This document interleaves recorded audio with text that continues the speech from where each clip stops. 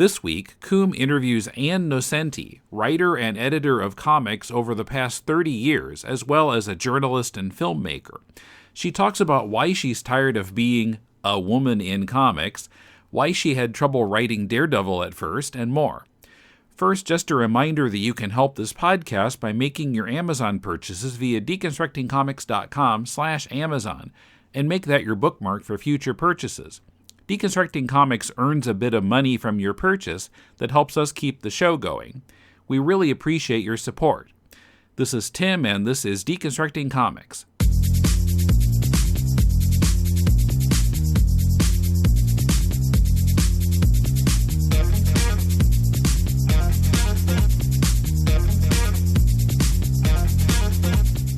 Welcome to Deconstructing Comics. This is Tim in Tokyo.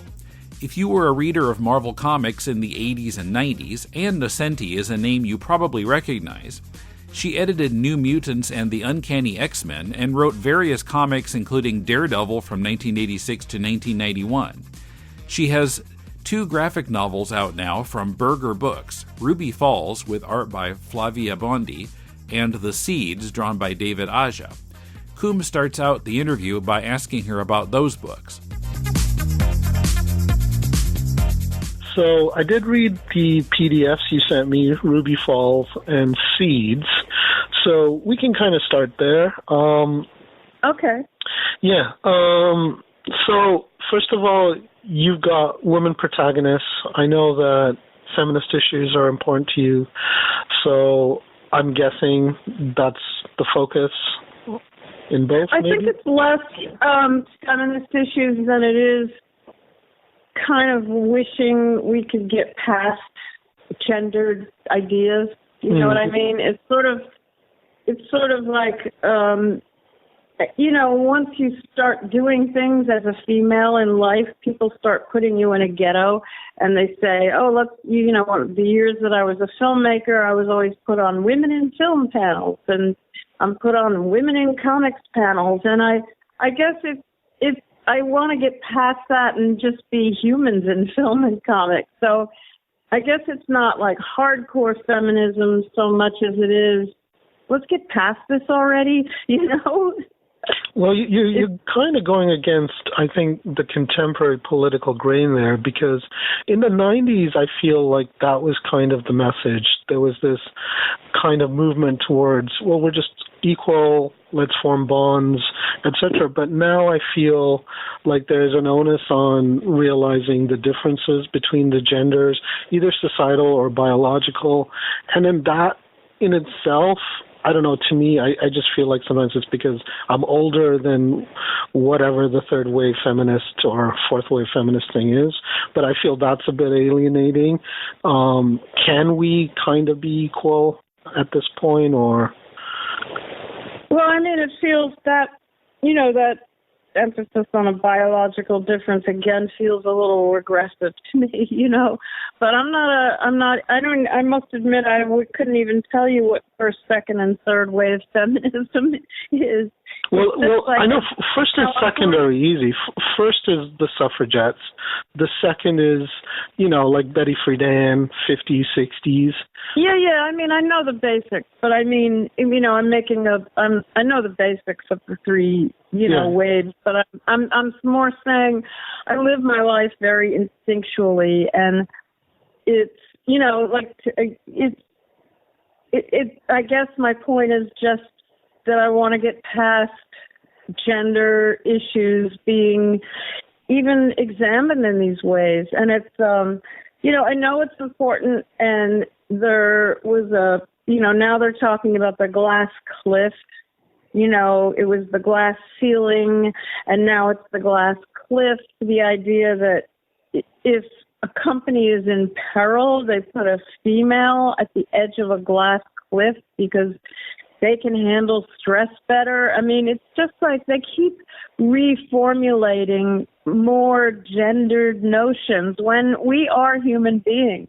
So you know what I'm saying? It's like, yeah. It's like if I read one more story trying to gender men and women in new ways, at some point you're making things worse. I agree with you. And I definitely, but like, you don't believe that essentially there are any differences at all between men and women? No, I'm not saying that at all. No, I mean, like, when you get down to the essence, like beyond whatever the societal stuff. I mean, I'm not a biologist or a, no, I'm not saying that at all. I'm just trying to get the argument back to, I'm trying to just talk about humanity. Right. More than the things that are divisive. I guess that's my instinct, my kind of like, instinctual instinct, say to be redundant about it. Cool. Is that we have to, we have to get back to humanity. And anything divisive has become a problem. Right. The arguments, the territory seems to be carved up, left, right, race, color, gender, all this stuff. Yeah. It's good and it's empowering at the same time. It's divisive and regressive. And alienating, too, I find. I don't really even know what I'm saying here. I'm just, That's okay. I think that... It's first thing in the morning, you and me both, so don't worry. I know, but, no, I do know what I'm saying, though. I mean, you know what I mean. It's not... I do. It's, and it gets back to your question about the Seeds and Ruby Falls.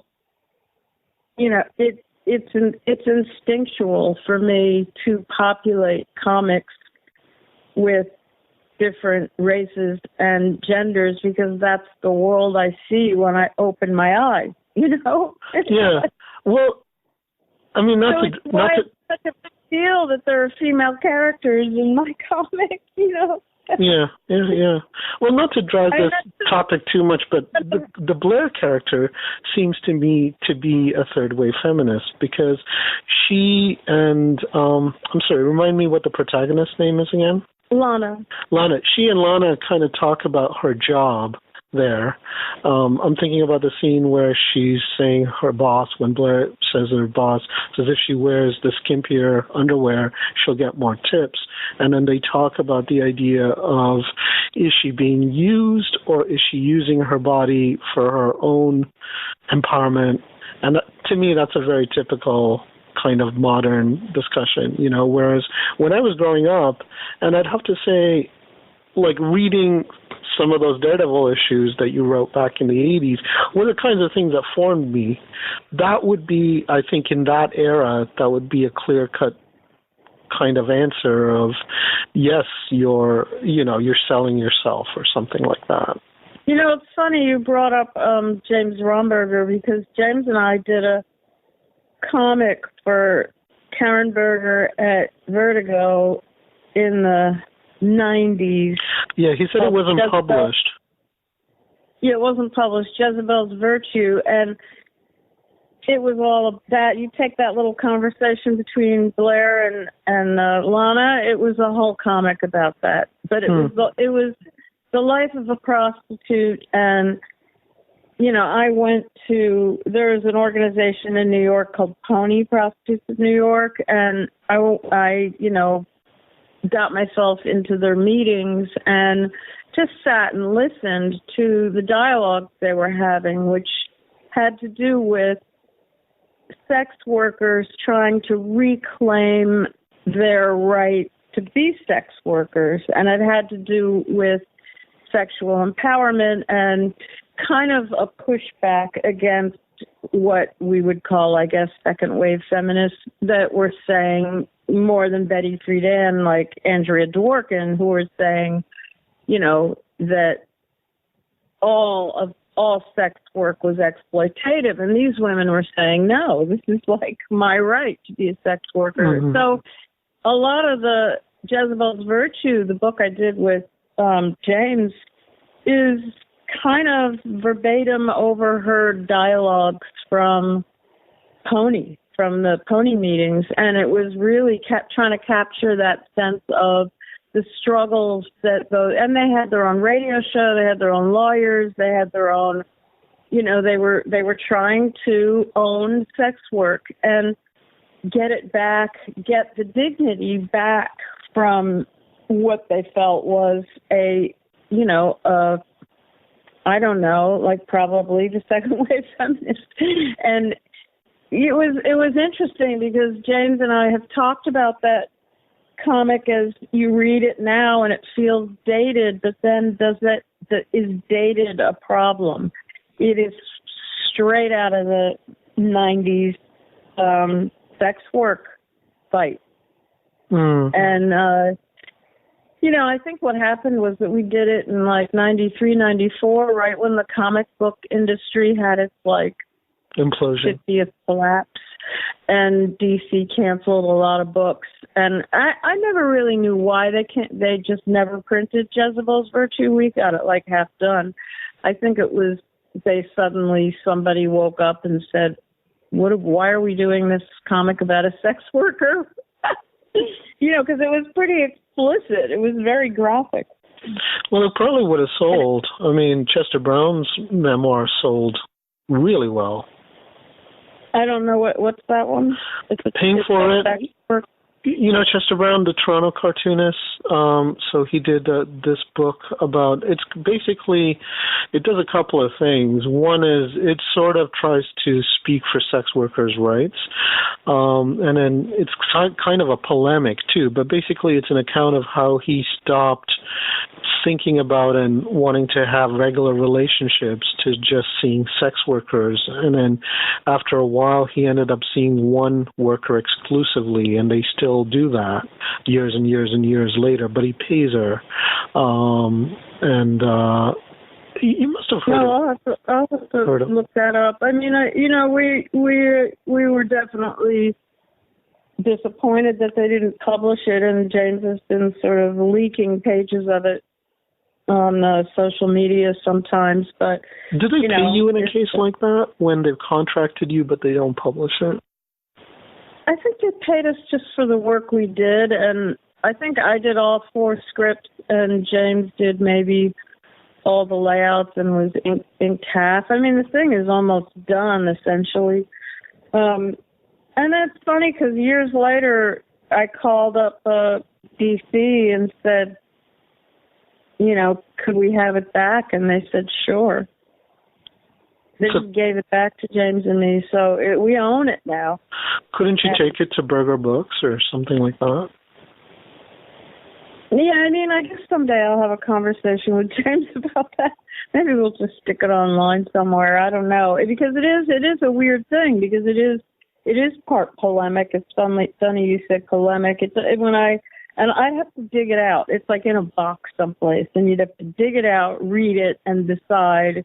Yeah. Is it dated? Is it too much of a polemic? Is it good? Is it worthy? I mean, it definitely, like Daredevil and a lot of my work, I just, I'm part documentarian. I just take from real life. I mean, maybe that makes me less creative than, because it doesn't all come out of my imagination. I'm just influenced by life. And so that was definitely taken out of 90s New York sex work. I mean, I went to their rallies, I went to their street, protests. I just went like a sponge, like you would as a journalist, soaked up everything they were talking about and spit it out on onto James's desk, and he, drew it all. So it's kind of its moment, and I don't know if that makes it dated or worthy. I'd have to reread it. That's one of those things I wanted to ask you about or mention, because I think that's one of those things that I really see as different about your writing style and perhaps process than other writers. I kind of think of Paul Schrader, who might not be a filmmaker you particularly like, but... Oh, no, I do like his work very much. You do like him? Okay. He grew up as you probably... Like Blue Collar, I mean... Oh, that's my favorite movie by him. Yeah, I mean, it's sort of like Blue Collar is the most interesting of his films to me, because it's just... And yeah, you're totally right. He feels in some of his work like a documentarian. Not just that, but I was thinking because he didn't grow up watching movies. He had to sort of break away, and then he encountered movies in college when he moved away.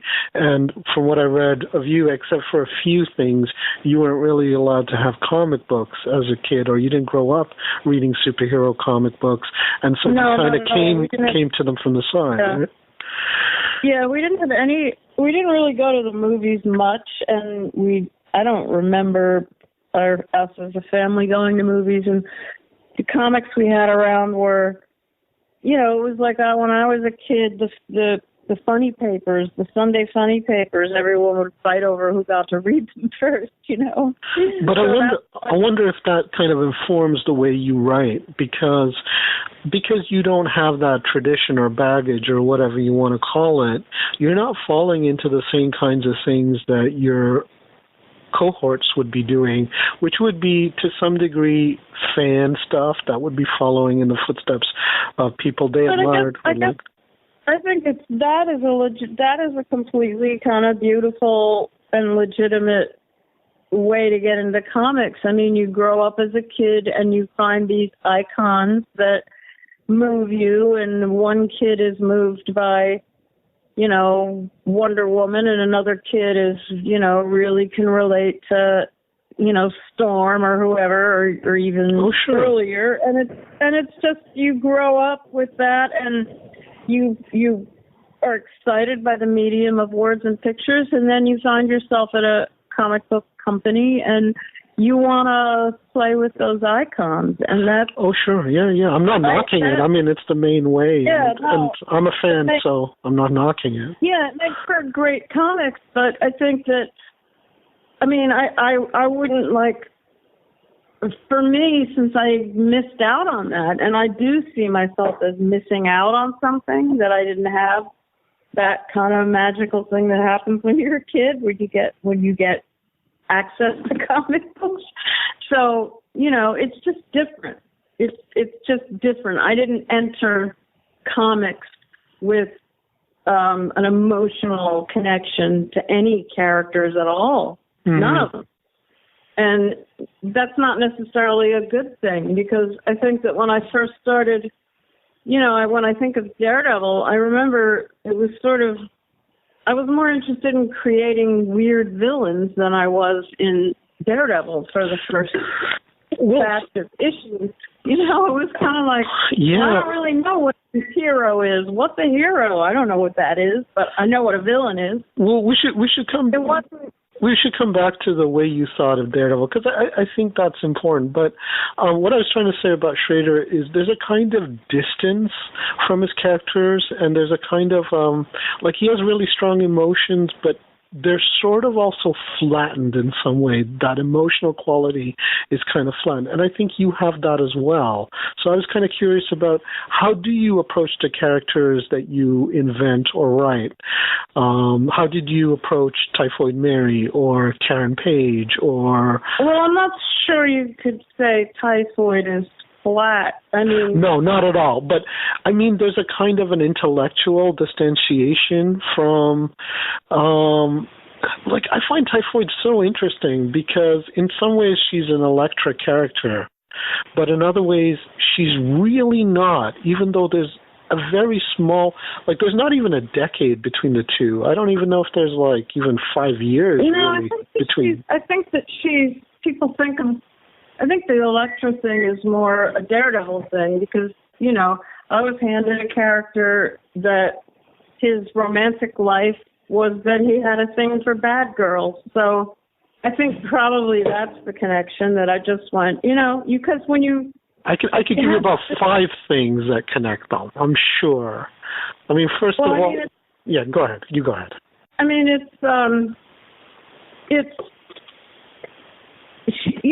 You have to respect the work that came before you. When you're handed an icon, you have to go, okay, well, let's see what's done before. And I think Typhoid came out of my kind of frustration with the females that were populating comics were, very much like secretaries or wives or bad girls. And so you were looking at the Madonna whore kind of thing. Yeah. I mean, she. But that's Elektra. But that's Elektra too. I mean, she's. Well, I mean, you can compare Typhoid to Elektra all you want, but I'm not. I don't even know who created Elektra, but Typhoid definitely. Miller created Elektra. Oh, so I thought she was an older character, but I mean, Typhoid came out of some things I was thinking about. I wasn't looking to clone Elektra. Because I'm sorry if I'm wrong, but I was so sure that somehow Elektra was sort of like the subconscious prototype, and Typhoid was sort of more of like an 80s punk version of Elektra. No, she was definitely like a decision to take all the different kinds of females and sort of roll them into one, but in a satirical way. I mean, I never really saw her. I saw her as a satire, which maybe never came across because...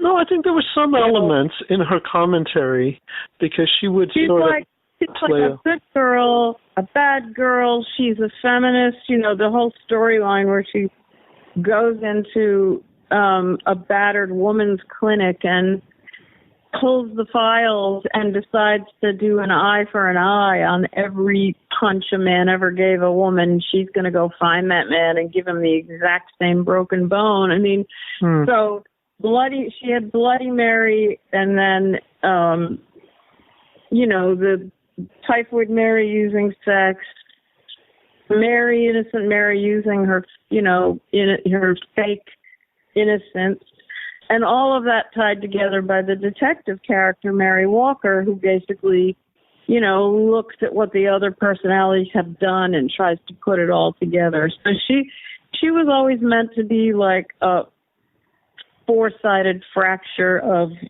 what females are, but like a satire of it. And I introduced the first three in Daredevil, and I don't even know. I think her run went on too long in Daredevil, and I didn't end up getting to introduce the fourth character, I don't think, until the miniseries. I can't quite remember.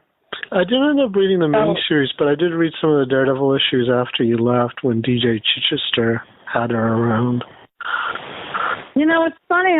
I never read any Daredevils after I left, and I've always been like, oh, I should really read what came after, but I've never done that. It's just, I'm always moving on to the next thing, which involves a lot of research. I read books, and I never went back, but I was curious. Like, I know that Mark Waid did something where he made him like a happy guy, and I've always been interested to read what came after, but I haven't gotten around to it yet. You did read the Miller stuff, right? Oh, yeah, of course. Yeah, no, I loved his stuff. And, like I said, you have to respect what went before. So you want people to feel like there's an organic change from one to the next. Yeah. But, Typhoid, I think, was her own thing, Yeah, but the character and the arc also carried force, like beyond the satire and stuff. So sometimes in your characters, like I remember there was an issue with Bushwhacker where there's an art student. I know Bushwhacker was such a funny thing. It's sort of like guy who has a gun arm, Yeah.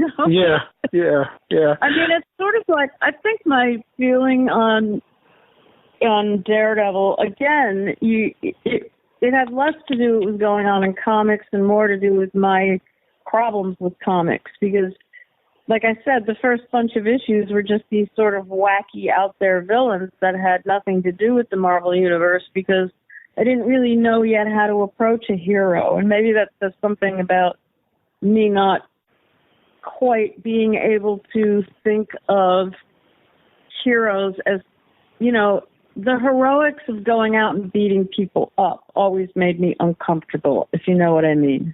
Yeah. And, I kind of just naturally started just walking around Hell's Kitchen, seeing what was going on in the streets in Hell's Kitchen where Daredevil lived, and started, imagining, that he would have a little storefront legal aid clinic, and that led into stories about more topical stuff. Definitely, I would say the biggest influence was Denny O'Neil. Denny O'Neil was kind of my mentor at Marvel. What a great guy. What a really awesome guy.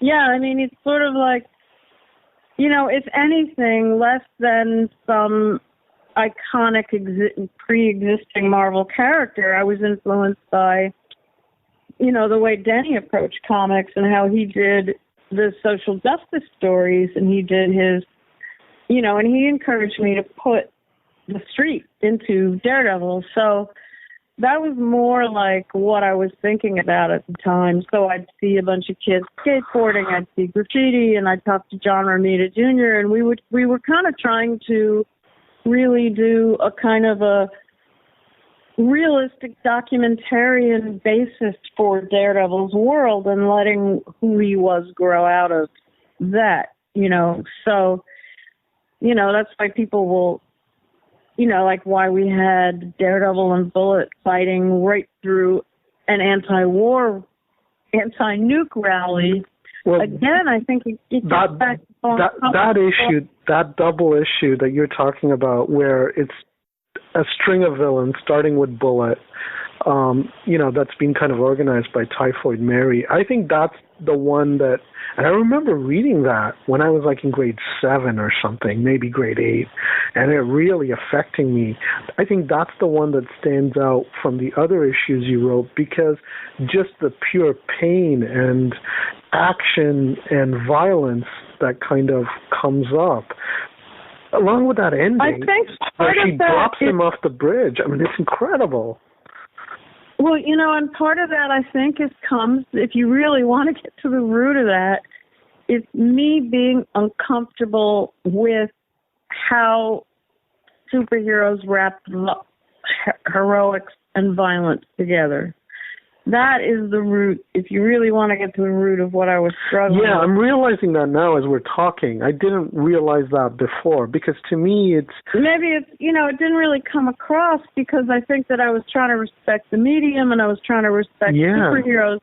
But that's what I was grappling with at the time. So you had scenes like Daredevil comes home to Karen Page and his hands are bloody, and it bugs her that she loves this man that's just been out beating the shit out of somebody. And, all the stories became that kind of like, he's a lawyer who believes in the courts and that doesn't work, so he does vigilantism, but is that really something he should be doing? He wears the devil suit to scare people and wears the image of the devil. I mean, it was all very, it was all very me trying to say things without saying them, I guess. Well, sure. Because you don't want to shit where you eat. You don't want to, piss where you're standing. I was writing a superhero comic at the same time I was having problems with. And I think a lot of this was just instinctual. It was like the form of comics is an escalation narrative. And I remember once Ralph Macchio, who's like the most amazing supportive editor, and he knew what I was trying to do in terms of always having some kind of underlying social issue in the comics. And a lot of that maybe was just guilt. Like, I have to have two people beating each other up, but let me have them beat each other up around an animal rights story, around a polluting the environment story, about, those were the things that were like driving me. And Ralph was kind of like, okay, another social issue, but you got to have a fight scene.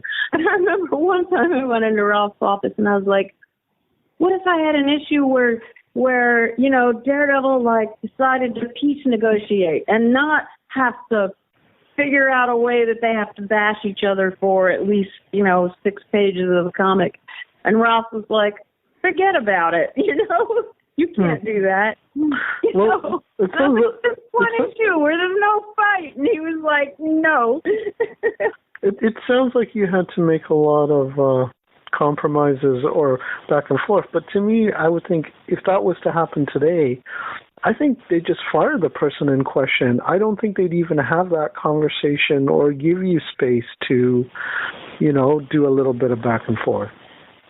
Well, I think if you were a big enough talent, they would probably let you in, somebody who's got like built-in sales and talent and track record, they could go in. Yeah, but you know what I'm saying. Like, not a Neil Gaiman. We're just talking about somebody who's like a mid-list staffer who's working on a title. I don't... Yeah, maybe. Yeah, maybe. I mean, I think in a weird way, Ralph probably should have let me do it because for an issue, they would have had it. But I mean, then you'd be setting yourself up for. But then it becomes. So I started to think of the fight scene as like a tumor in the narrative. You know, it was like, well, here's what I really want to do, and here's what I'm really after. But it's and I mean, believe me, I tried. I took karate. I took judo. I went into the boxing ring. I learned how to box. I tried so hard to understand fighting, and in order to choreograph good fight scenes. And, mostly you leave that up to the artist. You're like, okay, Johnny, here's what bullet, crashes through, and there's a nuclear rally. You give them like the general, I mean, my plots were had all the dialogue in them, except for the fight scenes, because the fight scene, you'd always throw it over to the artist, because they had fun, and they would watch. Were you working Marvel method? Was Romita doing some of the storytelling? I was working a hybrid. I've always done a hybrid because I've never really understood how all the dialogue scenes, and you have to put all the dialogue in, because otherwise, how will the artist know what the expression? What about panel breakdowns? Do you ever write panel breakdowns? I had it in my, it was more of an instinct. Like, you generally think of a 6-panel page, and then the artist can do it in 4 panels if they want, or they can do it in more if they want. And you kind of say, well, here's what happens on this page. No, I mean, and for the past, I don't know, I went full script in the 90s, I guess. I started working full script. But, and giving panel breakdowns. But, I mean, I think both methods are cool. I think it's good to have an idea in your head how everything is broken down, and then say to the artist, throw out the panel breakdown if you want, if you know what I mean. Yeah. I feel like I have a whole bunch of questions, but you keep on talking about something else interesting, and I have another question. Let's just go back to the tumor thing, because I find that so interesting. Some of the stuff I really liked about your stories, now I'm realizing you were sort of doing under duress. Like, for example, that double issue we were talking about that starts with a fight with Bullet and ends up with Typhoid Mary dropping him off the bridge. That's like a great Western, and not like a cheesy Western like the Magnificent Seven, like a really good Western, with the real kind of the pathos and the destruction and all of that, the human destruction as well. And I'm realizing you were kind of doing some of that stuff, and your heart wasn't in it, but it read so well. Even the stuff with Typhoid Mary, like the angst, the kind of the being attracted to her but kind of hating her, which I think is a very Elektra thing. But anyway, that aside, you can save that for your dissertation. Well, I mean, we're different humans. It's like you can make these parallels, but I mean, I'm a completely separate entity from Frank Miller. No, I know, but Miller really changed Daredevil towards that, divided, fractured self. And it wasn't just like he liked Batgirls, but it was like, despite all his intelligence, he didn't have this understanding of his own character, which was kind of somewhat disturbed and prone to violence. And so Elektra was a fitting, mirror for him that Karen Page really wasn't. And so, anyway. I love this. I don't really remember. I mean, that's 30 years ago, and I more than 30 now, yeah. And I haven't read the comics since they came out, and I remember I was working at Marvel, and comics would come in, and you'd read them on boards. Sometimes you'd read them as they were being worked on. I remember being excited for definitely being excited to see, especially visually, new Frank Miller pages. Sure. And then there was also Walt Simonson's Thor, and Walt would be dropping off pages, and you'd be like, oh boy, let me read a page of Walt's Thor. Oh, it was exciting time. Phil was doing Moon Knight, and it was like, it's like my impression of reading 80s comics while I worked at Marvel in the 80s was kind of, not always getting like a full, reading them as full issues, but reading sort of pages as they came in and around the office. By the way, I have a page of yours from Daredevil that I bought just because it doesn't have Daredevil on it. It's got like 2 characters just from that issue, but I have it just because you can totally see it's your writing. It's the one where I can't tell you the issue number, but there's a killer, and he remembers when he was a kid, he was a black kid, with his mother, and his mother scaring him about everything in the world. And in this particular page, she's talking about the penny dropped in the cola, and then she shows him the pipes underneath the sink and how that's like your insides. And I love it just because I can see your writing so clearly. I think it's just something one of my aunts or uncles did to me when I was a kid. I had an aunt that used to call money dirty, and she would literally take the change out of my pocket and wash it. And it's like, that's just. I mean, did you have a very strict upbringing? You said you didn't really go to movies and. Well, I think we were just it was a 60s suburbia, So you didn't have particularly religious parents who were like, you can't do this. No, they were. My parents were pretty conservative Catholic, but I think it was more that it was that moment in the so-called American dream where you, in the 60s, where you took your kids out to suburbia to keep them safe, and basically what you did was isolate them from life. And, it's certainly, people think of the 60s as like, hippies and protests in the Vietnam War and all this stuff. But, I mean, other than the TV, seeing stuff on TV, we were pretty isolated from what was happening in life. We were safe in suburbia. Were you in a suburb of New York? No, New Jersey. So, well, I guess New Jersey is kind of a suburb. So, it was like the well-meaning notion of the suburbs was keep people safe and have a little bit of trees and lawn, and it kind of worked. I mean, I had a happy childhood, but, at the same time you're removed, like in a little, isolation tank or something. More with Ann Nocenti coming up. I'm continuing to republish 2007 episodes of Deconstructing Comics in reverse order, unlocked by our patrons' generous support. Although there was no new episode last week, I did put up the June 25, 2007 episode, an interview with artist Junpierre Shiozawa. Unfortunately, the comic he talked about in the episode is apparently no longer available on the web, but I've included a link to his current website in the show notes. This week's classic episode, from June 18, 2007, features Mulele discussing his interaction with Kodansha Press and talk of inspiring artists. The classic episodes can be found on our Facebook and Twitter feeds by clicking on the earliest months listed on the left sidebar at deconstructingcomics.com or in publicly available posts on our Patreon page. Check out all our goals and help us reach them at patreon.com/deconcomics. Our $2 and up patrons recently got a video of my brother Paul and me making a new promo for our podcast To the Bat Poles. And here's that new promo. I crave superheroic content. Let's see what's on. I want you to tell all your friends about me. What are you? I'm Batman. Nah, don't think so. I'm Batman. Not really what I'm looking for. I am vengeance. I am the night. I am Batman.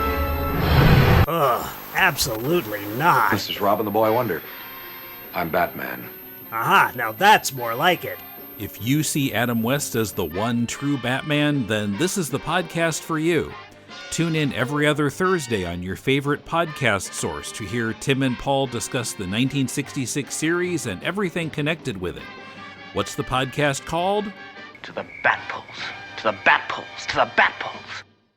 To go back to that idea of the violence being a tumor that you had to kind of grapple with in your work, did things change by the end of the Daredevil run, or did things change when you started working for Berger at Vertigo? I think you work harder on a narrative that gives the hero reasons to punch. I mean, that's the thing, is that you can do a comic that's just the sheer fun of an action-adventure story in the tradition of literature that goes way back, where action-adventure can be fun.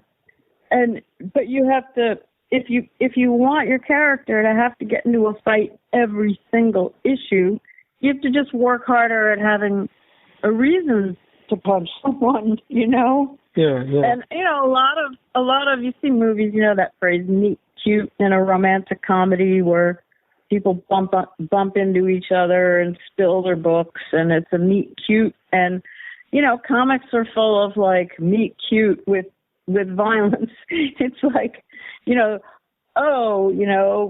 Spider-Man fights Captain America because they thought they were on the wrong side, and then the fight ends when they realize that they're on the same side, you know, so... That's pretty much a meet cute right there, you know, first they fight, then they get together. Yeah. Yes, exactly. So, you know, I mean, whatever. So for me, it's been very liberating to work for Karen and do the Berger books, because it's kind of like, it's weird. It's like you don't have the crutch anymore. Like, I complain about the escalation narrative in comics and the costumes and the whole tropes of comics, but they are it's a crutch that is very convenient for, you know, doing monthly comics. And then suddenly you're in free fall with the Seeds and with Ruby Falls. You don't have that crutch. Yeah, as I read the issues, I did feel like they're not really like other comics. The pacing is really different, and also, I know you're supposed to throw your characters, you know, in media res, like in the middle of the story, but you don't introduce characters in the quote-unquote traditional way, so you're sort of like getting these sort of slices. You don't seem to have the same kinds of dramatic arcs, although you do sort of finish with a kind of a little bit of a cliffhanger-y kind of thing. So do you think about this stuff, or do you just write? I mean, I think I just write, and then certainly I do think about the cliffhanger, because, you know, you do, I mean, and that's a function of you need people to buy the next issue. Yeah. And it's like you have to make a lot of, you know, compromises, because it's an indie comic. It's got no superheroes in it. Neither of them do. There's, you know, you're talking like people buy first issues and the sales plummet in issue 2. That's the way it goes with indie comics. You know? Yeah. So you do want to say, okay, let's do some kind of clickbait thing so that they, you know, and it's depressing to have somebody falling to their death on the last page, but you kind of also go, whatever, okay, I'll do this. You know, it's what you have to do to play the game, kind of, you know. And also then it gets a little bit weird, because ultimately both these 4-issue projects are to do the graphic novel. So then those cliffhangers are going to become a little silly when it's together as a book. Yeah. You know, but, you know, it's... I like the cliffhanger thing, but that might just be nostalgia on my part. Because, you know, I definitely grew up in a time when the graphic novel was not the dominant sales force in comics. Let's talk about Seeds, because I think like people can kind of read about Ruby Falls, and when I met you at New York Comic Con, I could sort of get a sense of what it was just based on the small bits you said about it and the slides. But Seeds, I find, is really enigmatic, and it's interesting, and the artwork by David Aja is really arresting. So let's talk about that, because I don't even know what to ask you, but you've got these sort of like vignettes. There's this no drone zone, and you've got this technological zone. You've got aliens. You've got magpies that may be drones, I don't know, or some kind of technology. It comes out of the Today? things that affect me. So, for instance, the no drone zone and the neo-Luddite revolution comes out of my own anxiety around my technology. Mm-hmm. You know, I feel like a limb has been amputated when my phone dies, or I can't find it, or it's run out of battery, and it's not good for us when we get that attached. Huh? It's not good for us when It's not good for us when we get that attached. They've done psychological surveys and stuff that, you know, show the depression and, you know, the anxiety and the kind of emotional instability that comes from being glued to our phones. This kind of the thing is that I was raised pre-internet, and so, you know, I had a whole childhood of no tech and knew how to go out in the woods and just with sticks and dirt and rocks make a fort and, you know, hang, and you know, you had a lot of imagination. You had to have a lot of imagination because you were always creating imaginary worlds and, you know, play acting and all that stuff, and that's what childhood was for me. And I have a lot of, you know, I see either the kids that I've like had in my own life through relationships or my friends' kids, and it's a huge battle to get them to have imagination offline because it's... Do you have many kids? Well, I've had stepkids, so it's, you know, and it's a new thing. It's a new thing. The battles that parents are having with their kids to keep them off their tech is, you know... Are you going through that now, or is this like something you're extrapolating? Well, no, I mean, it's the past, because I grew up pre-internet. And then No, I mean, do you have young kids now in public school who are kind of on their phones all the time? Well, yeah, because I also teach. I mean, I was just teaching film, and I just did 2 weeks teaching film, and it was really a struggle to get the students off the phone. Yeah, they're really glued. They really, really are. It's a problem. So, I mean, when I think about making comics in the 80s pre-internet, it was also really fun. Like, it was more collaborative, I think. And not being aware, being less aware as to how the world was going to see the comics, if you know what I mean. Now you put a comic out, people don't like it, they do a little nasty Twitter thing about it, you know, and it's I don't think it's doing any good things for creativity to have that kind of instant, you know, sometimes it's too much love. Like, people are like, oh my God, it's so genius. And then sometimes it's nasty. And anyway, that's not really the way I processed it in Seeds. I just wanted to have tech casually in the background. So Lola's girlfriends are always staring at their phones, you know. Mm-hmm. You know, in the script it was always like they have conversations, but they do not take their eyes off their phones. Mm-hmm. And, you know, that's just a little thing that you know, and then you have in contrast to that the farmer couple who has no tech. So it's just in the visuals, you know. It was just like there's no tech you know, and so what do? You know, the farmers, again, that comes out of like, I did those animal rights stories in Daredevil in the 80s, and I guess I'm still kind of obsessed with farming culture because my grandfather was a farmer, and the necessity of old school farming where you just had to raise a family and had to feed them versus what eating meat is doing to the planet today. So I mean, maybe I'm being a little incoherent here. Well, the story itself is so fragmented. It's like the tech is only one part of it.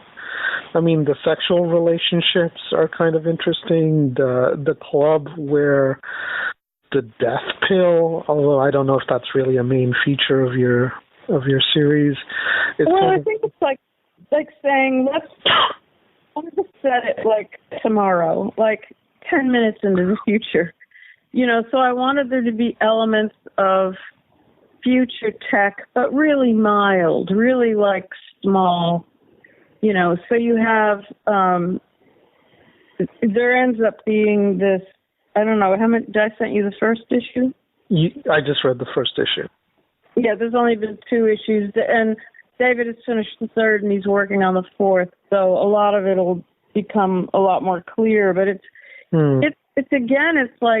definitely designed to be like slice of life vignette, wandering the planet in a it's not dystopian so much, and it's not post-apocalyptic. It's very natural. It's kind of like, sure, yes, something bad happened, and people are still stuck to their phones and hooking up and wandering around, and that's I wanted it to be kind of like something bad happened maybe, and things shifted, but people just keep going on in their life, either helping each other or being selfish. Well, it feels a lot like 80s kind of British dystopia, like when the nuke scare was really in full force, and like even when you... Well, I think it's not British. I was raised under this. That's what Bullet. No, I mean the look of it, just the look of the environment and the gray tones and stuff.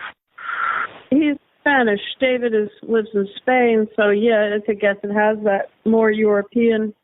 That's him, I mean. But I was even thinking just the look kind of reminded me of V for Vendetta. Those kind of cold gray skies, the graffiti on the wall. Those are questions for David. I think I wrote the story without giving him visual cues. Not telling him how. Well, I gave him a lot of photo reference, but I didn't tell him how to draw. And he wanted to do the 9-panel grid, and he wanted to do the... I was wondering about that. So the 9-panel was him, right? That's all something he wanted to experiment with, But I think that's really nice. I think like the way he uses the 9-panel, and then he'll break it up once in a while by combining 3 panels to form a bigger panel, or even 6 panels. It's really nice pacing. Yeah, no, it's beautiful, and I think that he has his own influences. Centering the center panel is always like on a chessboard. You know how they when you're learning chess as a kid, they say you have to dominate the center of the board. He takes that center panel, and if you study the pages, there's a specific rhythm with how all the panels around that center panel, how they play off with each other. So, gotcha.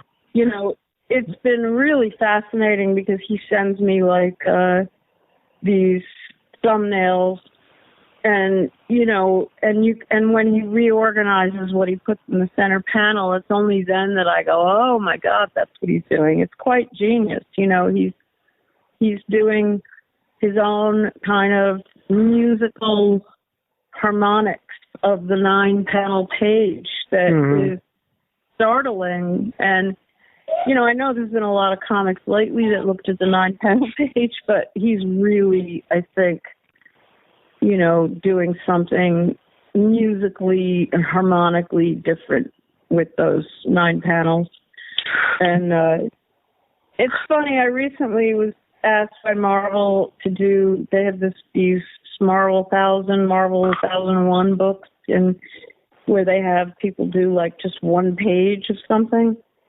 And I was like, well, if I'm going to do 1 page, what am I going to do? There's not much you can do in 1 page.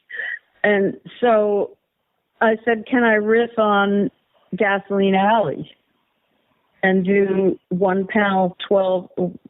page, 12 panels? You know Gasoline Alley? Of course, yeah.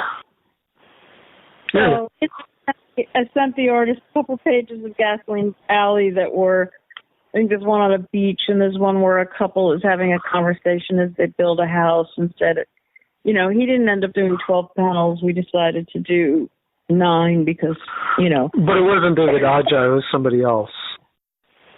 No, it was somebody else. And it was just like, well, if you're going to give me one page, why don't I do, multiple panels, one image? And it's not easy, It's yeah, sure.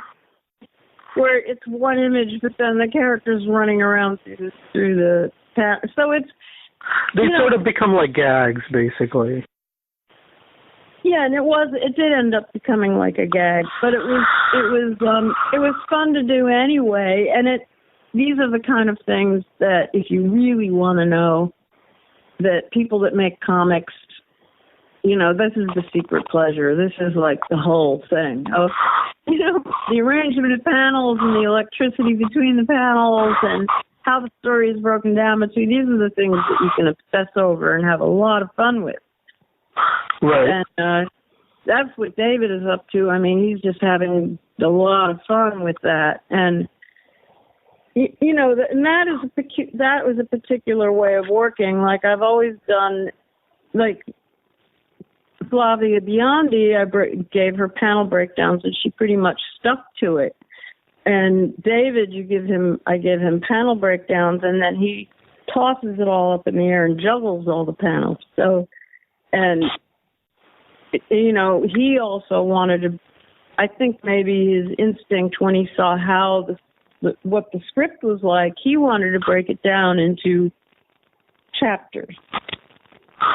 So there's like 5 chapters in each chapter, and then he threw that at me, and then I would try and say, okay, what if each chapter had its own little short story rhythm to it? So it's 5 little short stories, 5 little vignette things that are all interconnected. So there's like a lot of play going on between us in terms of building the story.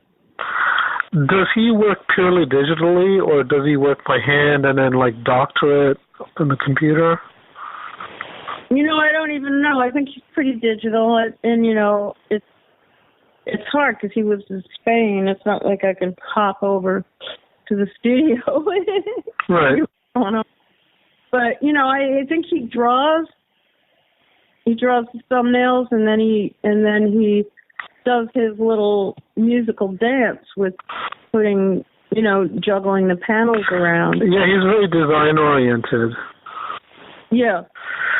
Are you happier making films or writing journalism or comics, or do you like to kind of rotate between the 3? No, I mean, I think that, it's rotating.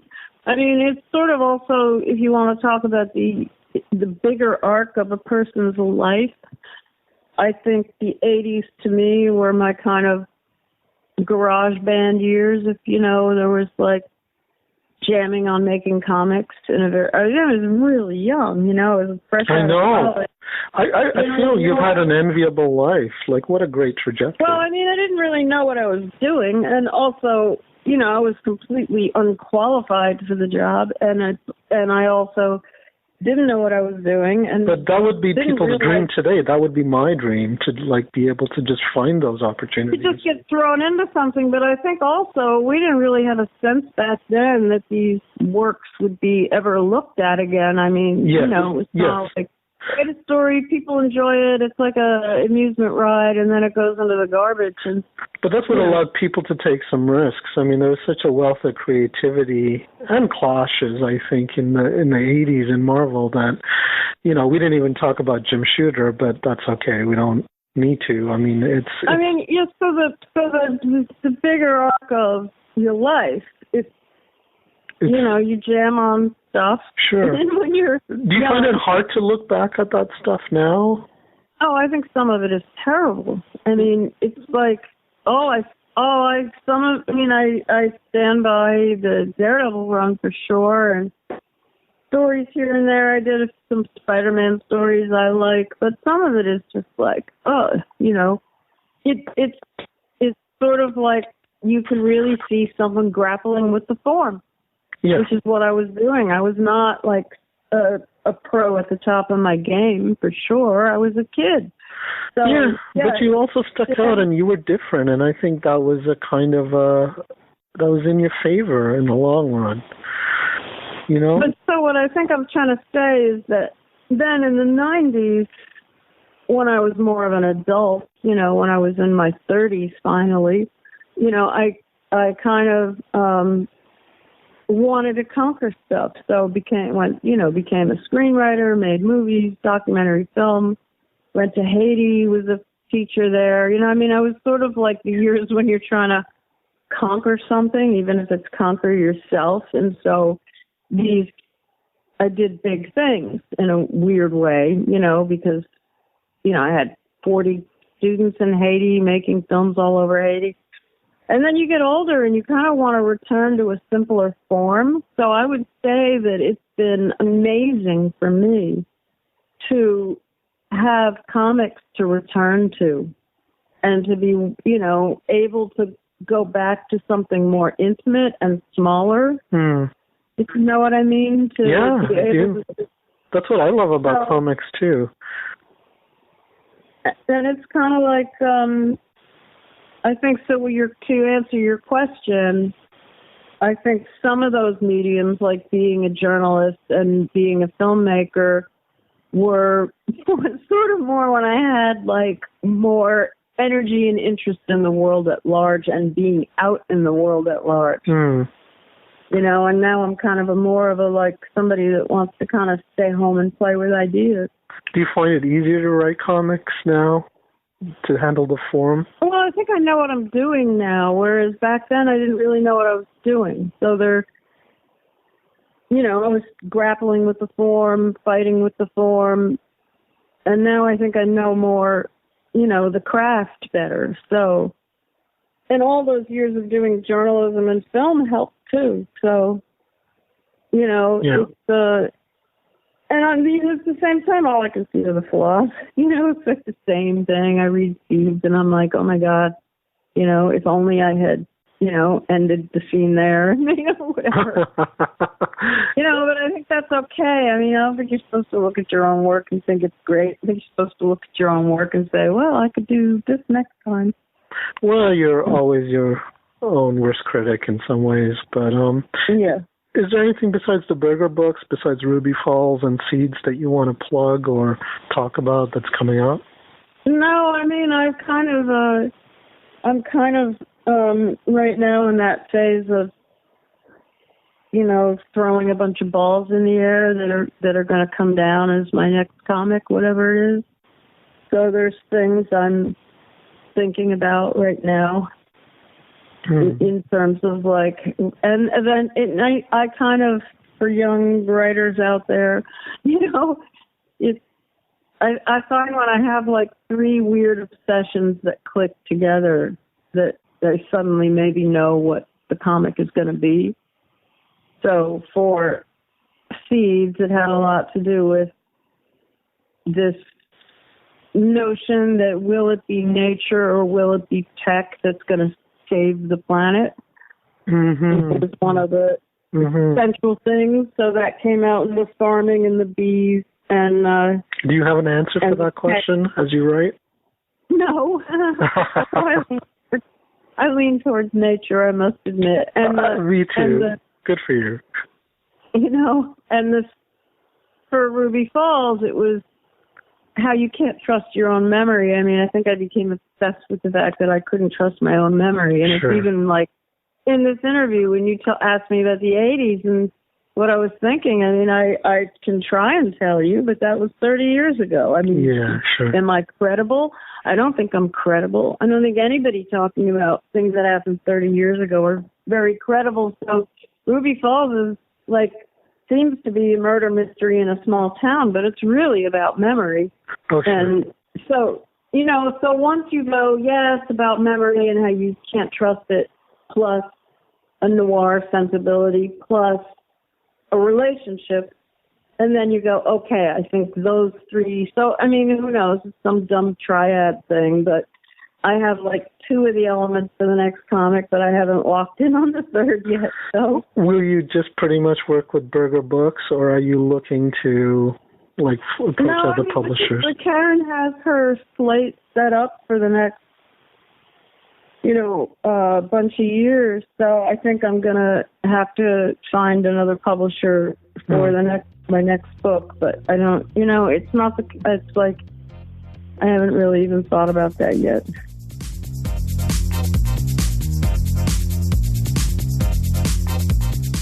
Ruby Falls and The Seeds are published by Burger Books. Let us know what you think. Email us at mail@deconstructingcomics.com. Tweet us at DeconComics. Like our Facebook page or join our active Facebook group. We'd also really appreciate your supporting us with a pledge on Patreon. Our tiers start at just $2 a month. Pledge at least $4 a month to get our Patreon-only series Spider-Man 1963 and Tim Catches Up with the MCU. Can you think of one person you know who would enjoy what we're doing on Deconstructing Comics and Critiquing Comics? Send that person a text message right now and let them know about our show. Thanks. If you're looking for some constructive feedback on your comic, send it to us and Mulele and I will critique it on our spin-off podcast, Critiquing Comics. Send it to mail@deconstructingcomics.com. We'll read at least 30 pages of it and critique it on the show. Critiquing Comics will return on December 25th. Our theme is from bensound.com. Next week, one more interview from Koom. He talks with writer, editor, and penciler Bob Budiansky, best known for his work writing Marvel's Transformers comic in the 80s. Lots of Transformers talk and discussion of working at Marvel in the 80s next week. Till then, this is Tim, and thanks for listening to Deconstructing Comics.